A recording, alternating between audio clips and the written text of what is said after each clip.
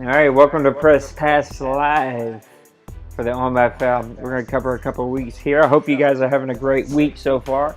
It's a good Sunday, a lot of good football. If you're down here in Louisiana, it's a hot Sunday, even though it's October. It's about 95 degrees outside. But I'm happy. I'm celebrating the Saints win, and I'm ready to talk some OMFL football. I'm not sure what happened to my co-host here. Said he was going to be available today, and I don't see him. So we're just going to go ahead and get started. Everything is posted in case you want to join in here. You guys can listen to me. You might go ahead and unmute myself, so if anybody does join, you can hear it. But I'm glad that you're watching this and have joined us for another Press Pass Live. There's a lot of football to be talking. Got to excuse my voice. I'm still not back to 100%, and since I'm flying since I'm flying solo, may be pretty difficult, but we're going to do it anyway. So it's week 14, so we're going to cover weeks 11, 12, and 13. We're going to take a look at the playoff race, talk a little FPR issues that we've seen here lately, and then we'll wrap everything up with a pretty little bow. So let's do this. Jump right in there. Week 14 is actually going to be almost 100% complete, I think, today. I think there's only one, maybe two games scheduled for Monday. All right, so let's hop in for week 11. The Saints and the Panthers went at it. The Saints lose 17-24. Of course, Saints have had a hard time figuring out their team. I got to watch them this week. They actually had a really talented quarterback. They just have to work on their timing a little bit more to get things figured out. But the Carolina Panthers are starting to get their team figured out, and they come away with a victory there. Pittsburgh beats up on Cleveland 41-14. Baltimore loses to Dallas 38-31. We actually lost our Ravens owner this week in week 14 because he just couldn't keep up. Our guys have been fast and furious with games so far this year. Guys are just knocking out games left and right, and we've been at a pretty steady pace for a little bit here, and he just couldn't keep up, and so instead of holding the league back, he just went ahead and bowed out. Jacksonville beats up on Detroit 27-7. As we'll talk about later, the Detroit Lions, who actually were in the game of the week for week 14. Go check that video out if you haven't seen it. They are struggling. This team was red hot early in the season, but anytime you run into a red hot number one team in Brady and the Jacksonville Jaguars, that might happen. Tennessee and Indianapolis play to a tight game. This was my game of the week for week 11. Tennessee comes out with a 17-15 victory. Buffalo beats up on Cincinnati 31-21. Comes away with a nice victory on the road for Ducks. Tampa Bay falls to Kansas City 7-10. Chicago loses to New York Giants 17-10. Arizona falls to the Vikings 23-17. This is my game, and the Vikings just pulled away late. It's a pretty loaded team, and they played really good. Miami falls to the Rams 32-14. New England beats up on the 49ers. Glad to have Dr. Bean back, but he faced one of the better teams in the league. He falls 27-12. Seattle beats up on Philadelphia 35-14. Green Bay wins 21-14 as the Priest gets a really nice win against Man-Eat God. And then finally, Oakland wraps up the Week 11 with a 10-6 victory over Houston. This is actually the game that I want to break down just a little bit more. These are two of the better teams in the AFC, and the Raiders are really playing red-hot football right now. They outgained the Texans 221-191.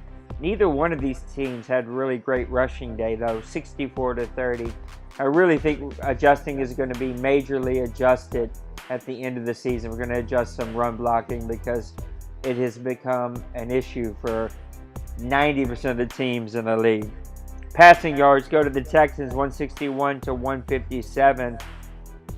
They actually just fall asleep in the second half. Both teams played really good defense, but it was the Texans that just refused to score in the second half, and the Raiders actually did all of the scoring to actually win this game in the second half. 11 first downs each. Kickoff returns are about the same. Oakland Raiders did have 2 turnovers, so it's not very often that you lose the turnover battle and still able to come back and win the game. And they lose the 3rd down conversion battle, which is another surprising stat that you'll see in this game. And they lose time of possession. The Texans just had a hard time putting the ball in the end zone and getting points in the second half. Brock Osweiler had a decent day. He was sacked 5 times though, but he didn't throw any interceptions, no turnovers, but he also didn't score any touchdowns. Rushing, neither team did very well. Only one guy over 4 yards a carry, and he only got 6 carries on the day, and he did get a touchdown. DeAndre Washington, 6 carries, 24 yards with a touchdown. Amari Cooper really not having the season that he thought he'd have. Every receiver in this game seemed to not really do very well. Seemed to be Holmes and Fuller to be the only 2 guys in that slot position to really play really well. This game really was about 2 defenses that were playing red hot. Irving with 3 tackles for loss. Smith and Mack each got 1. Even Edwards had 2.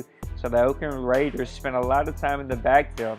Mack also throws in 2 sacks. Edwards had 1. Tuggle had 1. And Williams had 1. So that defense for the Raiders was really swarming all over the ball. No interceptions on the day. And 2 forced fumbles from Khalil Mack. I'm assuming, it's probably a good assumption, that this was quarterback hits to go with all those sacks. So the Raiders come away with a very nice victory, and that is a look at your Week 11 games. Take a look at your Week 12 games now. The Vikings beat up on the Lions. The Lions have hit a little slide here, and they've come back to the pack. They lose a close game 20-16. The Redskins win 20-17 against the Cowboys. The Steelers with a 35-30 victory over the Colts. Some really tight games here in Week 12. Tennessee with a 24-17 victory over the Chicago Bears. Jacksonville with a 19-12 victory over Buffalo. I know Duck said that his team just didn't play very well, and actually wasn't as close as the score showed. Cincinnati and Baltimore, looks like these guys had a simulation game. I know Cincinnati has been very sick, and we hope that he gets well and joins us again here soon. But that game goes 41-40 to Baltimore. Atlanta comes away with a 38-34 victory against the Arizona Cardinals. This was my game. A very close game. Had a few minor FPR issues, but Atlanta just battled, and they ended up coming back for a nice victory. New York Giants with a 30-3 victory over the Browns. The LA Rams with a 24-21 victory over the New Orleans Saints. Miami with a 41-14 victory over the 49ers. 31-29 as Houston beats San Diego. Seattle with a 46-31 victory. Tampa Bay with a 46-31 victory over Seattle. That owner actually quit this past week. Doesn't take feedback well. Imagine that. An adult who can't take feedback. I know, it's shocking. Carolina with a 10-9 victory over Oakland. That's a nice victory, especially since Oakland had that big victory over the Texans last week. Denver sneaks out at home with a 34-31 victory over KC. The New England Patriots get a 37-14 victory over the Giants. And the Green Bay is playing really good football right now with a 26-0 victory over the Eagles. I actually want to come back up here and look at this Redskins and Cowboys game. These 2 guys are really battling it out, and they both are fighting for their playoff lives.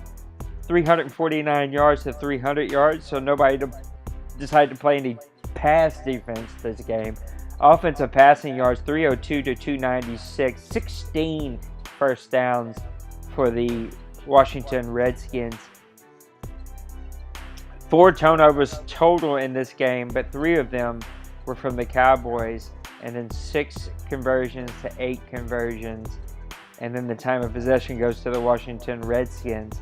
They actually jumped out to a 10-3 lead at halftime, and then just poured it on in the second half to keep that nice victory. Prescott actually played really well. 2 touchdowns, 1 interception. He does pass 274 yards, a 105.2 rating. Cousins didn't play too bad himself. 92.4 rating, 329 passing yards. No touchdowns. He did have the interception. Elliott and Jones both struggled. Both of these guys right at 40 yards. 3.5 average for Jones, 2.9 average from Elliott. Not really numbers you want to see. Bryant having an amazing year. 5 receptions, 136, 2 touchdowns. He had 18 yards after reception. So a lot of big plays from Bryant. Dox didn't play too bad himself, but Jackson was the big play guy for them. 4 receptions for 97 yards. They really do a good job of spreading the ball around and finding the open receiver. McCain led the game with 9 tackles, 3 of those tackles for loss. Hall also had 2 tackles for loss. McCain had 3 tackles for loss. These guys are really spending a lot of time in the backfield. Anthony Bryant had 2 sacks coming from the cornerback blitz section. Lawrence had 1. Kerrigan had 1 for the Washington Redskins. Crawford had 1. Copels had 1. These guys are really getting after the quarterback. McCain and Breland each had an interception. And we'll look at some forced fumbles here. Looks like we had a couple. McCain and Brown. So McCain really McClain, I should say, had a really good game and seemed to be all around the ball and making plays. And the Washington Redskins come away with a much-needed victory against Dallas Cowboys on the road. There's a look at your Week 12 games. And then finally, let's wrap it up with Week 13. Minnesota beats Cowboys 20-3. Atlanta beats up on KC 14-9 in a defensive battle in Atlanta. Detroit wins against New Orleans 19-11 to stop that slide, but as you'll find out in the next Press Pass Live, they fell this past week in Week 14. New England Patriots keep their roll going 31-24 over the LA Rams. Denver comes away with a nice win against the Jacksonville Jaguars 35-30. Houston with a 41-17 victory over the Green Bay Packers. Philadelphia with a 49-9 victory over the Cincinnati Bengals. Miami with a 41-38 victory over Baltimore. Chicago with a 37-31 victory over San Francisco. The San Francisco 49ers are tough to figure out. Some games they're right there, and other games they're getting blown out. So they're just an interesting team to see what will happen next year. That game did have to get played 3 times. Buffalo comes away with a 33-12 victory over Oakland. The Giants come away with a 35-24 victory over Pittsburgh. Washington comes away with a 28-13 victory over Arizona. The game wasn't even that close. They really just put it to me and played really good football. San Diego with a 35-21 victory over Tampa Bay. Carolina with a 24-17 victory over Seattle. And then Indianapolis with a 17-6 victory over the New York Giants. I want to come back up here and look at the Denver and Jacksonville game. So the top teams in the AFC, Jacksonville really has been on a roll, and they hit a little speed bump. They tried to come back late in the 4th, but just was a little too late. As Denver Broncos come out to that big lead and just put some points up on that Jacksonville Jaguar defense. 330 total yards to 374 for the Jacksonville Jaguars. Rushing yards 157 to 102. Passing yards 228 to 217. 14 first downs for the Broncos. 16 first downs for the Jacksonville Jaguars. So these guys are just going at it back and forth. This is what you like to see. No turnovers from either team. And both defenses playing pretty good on 3rd down. But it also goes to show you that probably wasn't a ton of 3rd downs to begin with. 2 red zone touchdowns for each team, and the time of possession was almost even. Lynch played really good, 142 quarterback rating, 250 yards, 4 touchdowns. Hill and Bortles both played in this game. Bortles with an 81.8 rating, Hill with a 118 rating.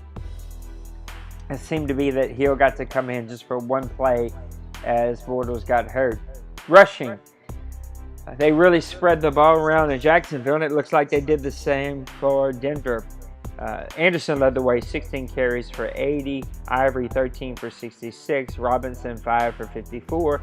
Yeldon, 7 for 37. And Booker, 5 for 22. Ivory got into the end zone twice. Robinson got there once. Anderson also got there once. Allen Robinson led the way with 4 receptions and 90 yards. No touchdowns. The guy who really was the touchdown receiving guy was Thomas. Demarius Thomas and Sanders for Denver, as they haul in 6 receptions combined, with 3 of those going for touchdowns. Defense, it was Ward. He was having a really good season, a Pro Bowl season for sure. He came away with 10 tackles total. Davis comes away with 9 with 1 tackle for loss. A lot of people got tackles for loss, as they seem to spend a lot of time in the backfield for both of these teams. Sacks wasn't a ton of them. A lot of shared sacks, it seemed. Walker came away with 1.5. Smith got 1. Wolf got 1. Jackson, Ware, Ordick, they all shared some. And then again, no interceptions and those forced fumbles.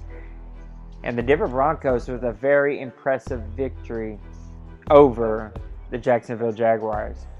And that brings us to Week 14. And we're going to save these games for the next Press Pass Live. We'll cover those on the next. A lot of these games are getting played tonight. And then I think we got just 1 or 2 games scheduled for Monday. A couple of these games are simulation games because they've been started and there's no time to play those again. At least 2 of these games. But some good games that have went on again this week. Can't wait to cover those. Take a quick look at some standings here. Got some playoff races that are heating up. Take a look, though, at your power rankings. Patriots, Falcons, Broncos, Jaguars, and Bills round out your top 5. Again, very AFC heavy. The AFC is really the stronger conference this year. And it'll be interesting to see what happens in the bowl game, because I think that there are some NFC teams that if the AFC tries to overlook, they're going to get stunned.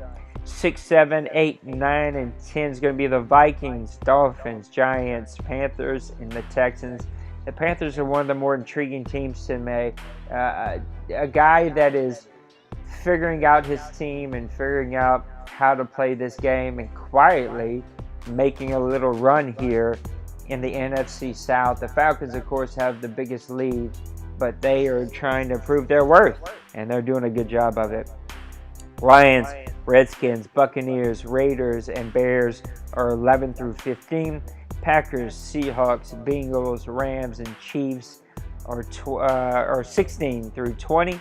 Then 21 through 25 is the Cowboys, Steelers, Titans, Colts, 49ers.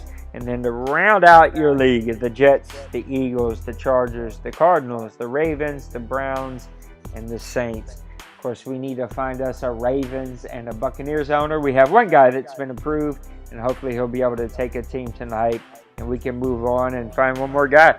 If you know somebody that would get us and get what we do, and we had some technical difficulties, but we're back. Anyway, if you know somebody that would be a good fit, send them to grownfolksoc.com. Ask them to hit join now, and we'll make sure that we connect with them. We'd love to have some of your friends. So, take a look at the playoff race that's heating up. Bengals and Steelers are fighting it out in the AFC North. These two teams are really battling out, but they have a long road ahead of them. They're going to get into the playoffs. One of these teams will, but they're going to have to really bring it, because there is a lot of good teams here in the AFC. Oh, skip the AFC South there. Jaguars and Texans are battling it out here. The Jaguars really have to lead, and they're going to try to put a little bow on this here quickly. They've fallen from the number 1 ranked team to the number 4 team after the loss to the Denver Broncos, but this is still a very good team who plays really good defense, has a really 3-headed monster rushing attack, and just plays good, sound football. AFC East is about the Bills and the Patriots. These two guys are just battling it out. The poor Dolphins are having a very good season, but you're in a division with 2 of the best teams in the league, with the Patriots and the Bills. It'll be fun to see who can win this one, and whoever doesn't, you're going to get you a wild card. In the AFC West, the Broncos, again, shocking everybody, with the victory over the Jacksonville Jaguars. They're proving that they are one of the best teams in the league, and you better take notice. They're 11-2. And the poor Raiders, who are having a very good season, they're sitting at 7-6. Still in there, still battling, but it's going to be an uphill climb with these other really good teams. NFC North, the Lions have fallen backwards. Bears and Packers are hanging in there, and the Vikings are looking to put some finishing touches. This will be a nice race as we get down here to the end. NFC South is all about the Falcons at 11-2. Panthers and Buccaneers trying to hang in there, but with no owner for the Buccaneers and another loss this week, their playoff hopes are probably dead. The Panthers trying to keep it going. NFC East, Cowboys are still in there, but the Redskins are looking to make a push against the Giants. Giants are trying to put things together after a rough loss a couple of weeks ago, but at 8-5, they really control their own destiny. And then finally, the NFC West, which is one of the weaker divisions in the league. Seahawks is 6-6. The Rams at 6-7 are still in there. So these two teams are battling out. Whoever can win this division is going to get a playoff spot. But to face the likes of the Falcons, you're going to have to really put it together to make a run. There's a look at your power rankings in the OMFL weeks 11 through 13. And then, of course, your playoff races that are heating up. You can type !playoffs in the main chat. Bill was nice enough to type up something, so we made a code. As long as Bill keeps that updated, or someone, I'll make sure that it's updated on the code. But you can type that and see the playoff races. So talk about a couple little FPR issues that we've seen come up.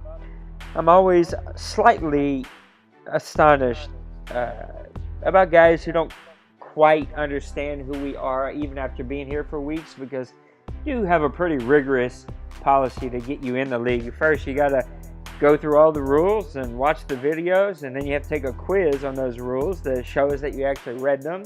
And you have to submit game film that I give feedback on, and then you get in. And yet guys still don't understand who we are and what we are. So, here's the couple of things I'd like to see cleaned up. Switching has become a little bit of an issue here in the last couple of weeks. I was dumb enough to open my mouth 2 advances ago saying that FPR issues had backed off, and they had. As soon as I said that, though, I got 4 back-to-back complaints all in the same night. Switching seems to be an issue. Problem with switching is the only thing you can do is if you think the guy is switching is say it. Give me a time. We go back and watch the film. We slow it down. We had a board member that the guy said, hey, this guy is switching. The guy was our board member. We went back. He actually switched. He said, hey, I didn't switch. But then we slowed down the film. We showed, yeah, you did. He's like, all right, you own it. You apologize. We work on it. It happens, all right? This is not like we're killing everybody who switches. It's not how it rolls here. I'm not giving you like some kind of simulated win because a guy accidentally switched. It happens. We just need to try to work, all of us, on it not happening. Just keep your hands away from the buttons. Then I've had other games where guys say, hey, he switched. We go back, look at the film, he didn't switch. And it's easy to tell when you go back. It's hard to tell when you're playing. But when you go back and watch the film, it's pretty easy to tell. So if you're switching, we're going to talk to you. We're going to ask you to work on it. If we talk to you 4, 5, 6, 7 times, then that's an issue that we got to see if this is a league for you. Once, twice, that happens. All right, it's not the end of the world. So work on switching, guys. Try to keep your hands off the button. Me personally, I just grab the bottom of the controller. Just keep your hands off of it. Put your thumb on the stick. That way, if you catch it, you got control of your player and you go with it. But just keep your hands off the buttons. I think cover 2 will always be an issue. I have seen it backed off, especially in my games that guys have played me. It seems like guys are trying to be mindful of cover 2. Here is probably the other thing that I'm seeing that needs to be worked on outside of the switch is the inside versus outside runs. A lot of guys are starting to bounce a lot of runs outside. So let's just work on that 50-50, all right? Goes back to the one rule. That if we could have this one rule followed, there would be no FPR issues. That is, don't do anything a majority of the time. All right? Don't call any defense a majority of the time. Don't call an offense a majority of the time. Don't call one formation a majority of the time. Don't throw it to one player a majority of the time. I'm trying to think. Just don't do anything a majority of the time. Don't call audibles a majority of every play. Don't line shift a majority. That's another thing, okay? I've seen it in about 5 games. No manual D-line switch movements. Line shifting is fine, but don't pick one guy and move him. Like, it messes up the eye, messes up the blocking. It's against the rules. It's always been that way. And if you don't believe me, go look at 1,000 other sim leagues that are out there. Our rules are the same. They just are. We're the longest league in the world. 16 years I've been doing this, all right? I've seen everything. Even if you come at me wrong, all right, I've seen it all. And our rules are in place for a reason. We are looking at about, excuse me, we are looking at about 7 to 10 rules that we're going to try to remove. Not to allow those things, but just because you don't see them that often. And I'm trying to make this easy because I've heard about 3 or 4 of you say that you're thinking too much and you're not enjoying it and you don't want to break a rule. In all honesty, I think our rules are super easy and they're not that complicated. They're not that hard. And if you're really not having fun and you're really having to think that much, then maybe your play style is just too different for what we want here. Maybe we're just not a good fit for you. It doesn't make you a bad guy. It doesn't make us a bad league. It just means we're not a good fit. That's a call that you got to make. But you knew what our rules were. You knew what we were asking for before you joined. And we're not going to change. We're willing to look at things that can be changed and adjusted. But I really feel like we're at bare minimum, bare bone rules. And I'm going to try to remove a few minor things that you just don't see very much anymore. Like the plus 10-yard quarterback drops. You don't really see too many guys do that. But yeah, we are what we are. And we have these rules in place because there's nothing better than when 2 guys follow these rules and play very strategic games. I played a game with the Dolphins in Week 14. We'll talk about in the next podcast.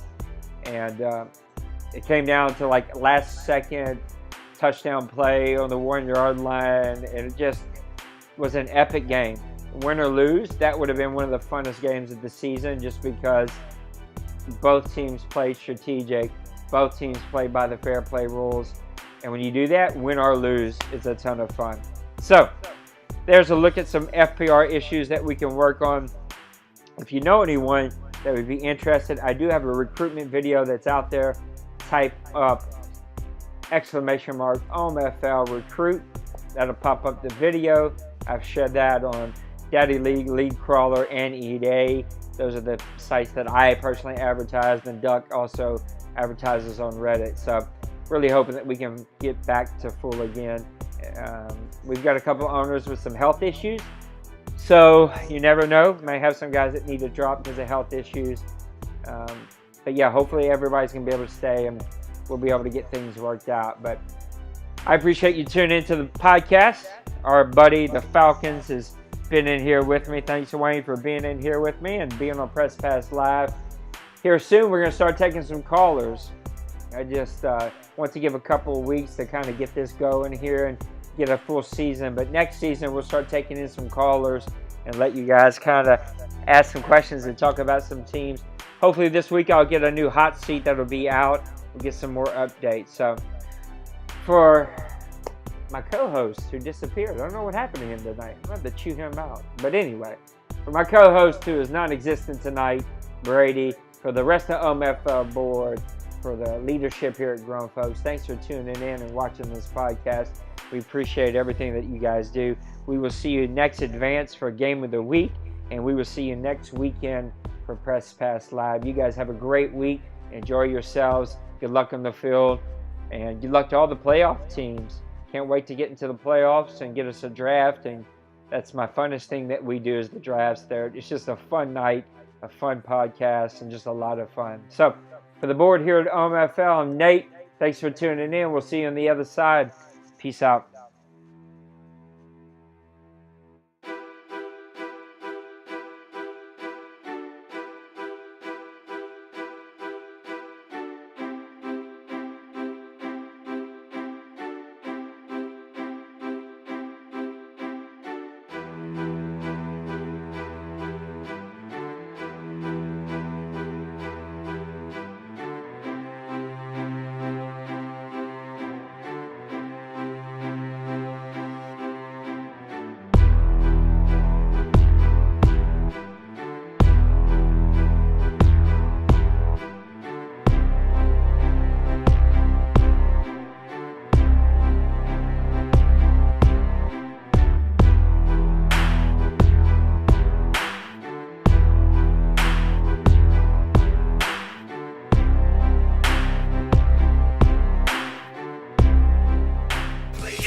Me.